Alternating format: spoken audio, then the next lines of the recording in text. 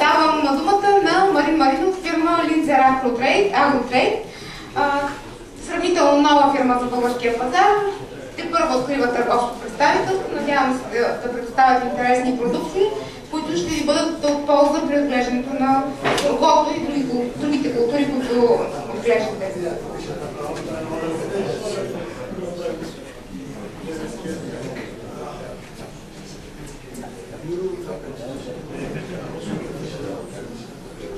Здравейте от мен.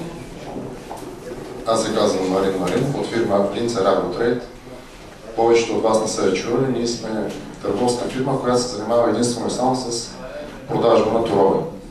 Фирмата е, централата е в Австрия. Отказвам. Добре. Продължавам. Без... Добре. Няколко думи за кои сме ние, за нашите акционери. Значи фирмата, 36% от акциите са на фирма ОМВ и 64% е на фонд от Абу Даби. Това е ИПИК, Държавния фонд на Абу Даби. Те са собственици на Borealis. Borealis е фирма, която се занимава с производство на пластмаси, с фабрики в цял свят и 100% собственик на фирмата, за която работя аз. Това е Линцер Агротрейд. Централата е в град Линц. Има фабрика, която се казва Borealis Агролинц Меламин, но по схемата на българските торови заводи и много други в Европа и по света, торовите заводи произвеждат, а търговията я правят дъщерни дружества, търговски фирми. Това сме и ние. Цифри и факти. Линцер Агротрейд. Линцер Агротрейд има дейност в 7 страни в поречието на Дунав с дъщерни дружества. За фирмата работят 150 служители, като има капацитет да съхрани 400 000 тона тор в 40 склада и отделно от това работим с партньорски складове, като общата бройка минава над 100. За 2010 година продажбите са 2 милиона тона торове и технически продукти, а чисто торове са 1 800 000 тона, отново в региона на Дунавските страни. Не говорим за Европа, не говорим за света, тук под Дунав, от Австрия надолу и нагоре, до Германия най-много. Има отделни продажби в Белгия, в Холандия, но те са изключения. Оборота годишния е 600 милиона евро, като фирмата разполага със собствена логистика, има възможност да пакетира в пикбек и в опаковки от 50, 40, 25 кг, а така също и да прави физическо смесване на торове. На тази карта ще видите къде са разположени складовете, част от складовете на фирмата. Виждате, че фирмата е много активна в Унгария. Преди 20 години излиза за първ път от Западна Европа, където има операции в Австрия и Германия, и влиза в Унгария.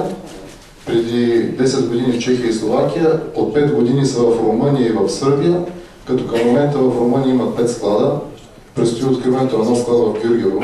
Там ще се съхранява 20 000 тона тор, така че с земеделците от Северна България, пък и от Южна, да ви кажа, че ще е много удобна логистиката от там, защото очакваме и Шенген да падне и междувременно ще стане по-лесно. Фирмата планира 2012 година да отвори собствен склад, в който мислим, че ще можем да съхраним около 10 000 тона тор. Отделно от това ще направим така, защото да оставяме торове в партньорски складове. В Северна и в Южна България. За момента нашата фирма е много малка като персонал. Има двама генерални менеджери. Един е от Сърбия, Владан Попович се казва, другия от Австрия, Георгиян Ковач, и аз съм търговския менеджер. Търговската политика на фирмата, каква ще бъде тя?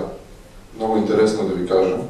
Фирмата, където и да работи, обявява едни и същи цени към всички. Към вносители, към дистрибутори и към фермери. Интересното в случая е, че от 1 януари до 30 юни, който купува тор, му се събира, смятано се количество, на 1 юни се пуска кредитно известие за сумата, която е спестил. Също не се случва и от 1 юли до 31 декември. Отделно ще има система за отстъпки при плащане в брой и също и при 30, при 60 дена плащане цени. Продукти. Разделяме ги на 3 категории. Торове, произведени в Австрия, технически продукти на база азот и торове, които търгуваме от произведени в други фабрики. Няколко думи за торовия завод в Линц, по-известен в България като Агролинц. Фабриката е построена през 1939 година, разположена е в химическия парк в Линц. Основно произвежда кан 680 хиляди тона годишно, калциев амониев нитрат, карбамид 150 хиляди тона. Реално това е уредата, която се търгува като тор. Иначе производството на карбамид е 4 пъти по-голямо. И 400 хиляди тона МПК и НП. Различни разновидности. Отделно от това се продава и меламин, AdBlue, това е воден разтвор на карбамид, азотни киселини и други.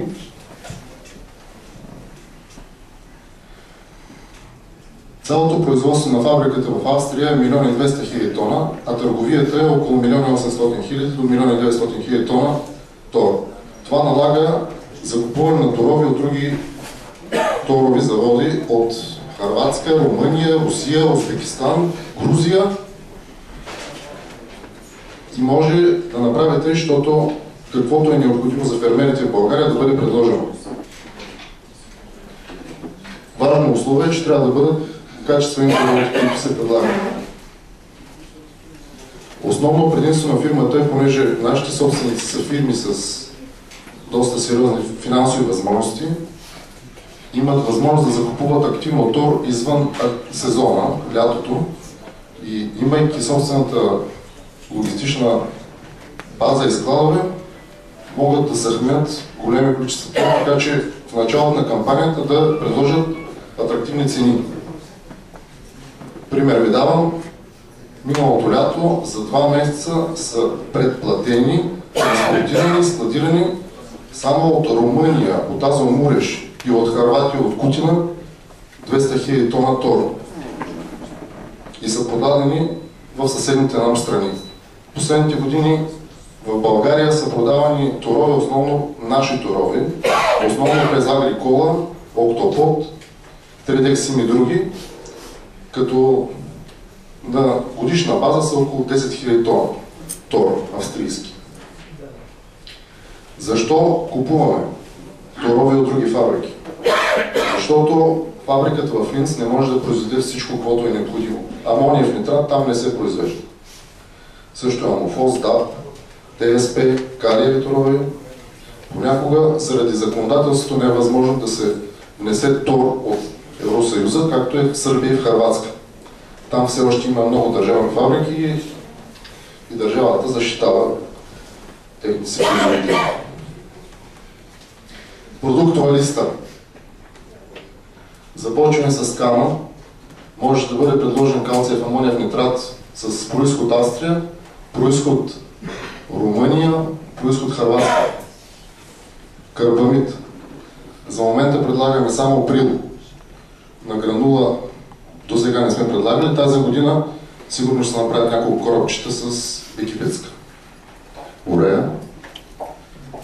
Амониев нитрат. Както казах, от Азомуреш, в Румъния само тази фабрика. Руски имаме узбекистански и грузински. НП. Имаме НП-та произведени в Австрия, това са 20-20, 24-14, 18-25, а също така и търгуваме с НП произведени в Хърватска. Но отново само единствено от Кутина. МПК.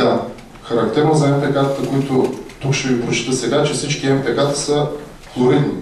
можем да доставяме и сулфатни, но цената ще бъде различна. Значи, класиката в жанра 3-15. Другото, което искам да ви кажа е, че сярата, която обявяваме, е чиста сяра. Не е през съединения. 28-8, 16-10-10, 14-10-20, 12-12-17 и 15-5-18. Вярваме, че с тези комбинации ще успеем да покрием нуждите на всички фермери. Отделно търгуваме и с МПК, произведени в Хърватска. Имаме също така и фосфорни торове, калиеви, които са основно руски, ги търгуваме на българския пазар. Смятаме и да ги търгуваме тук. Благодаря ви за вниманието.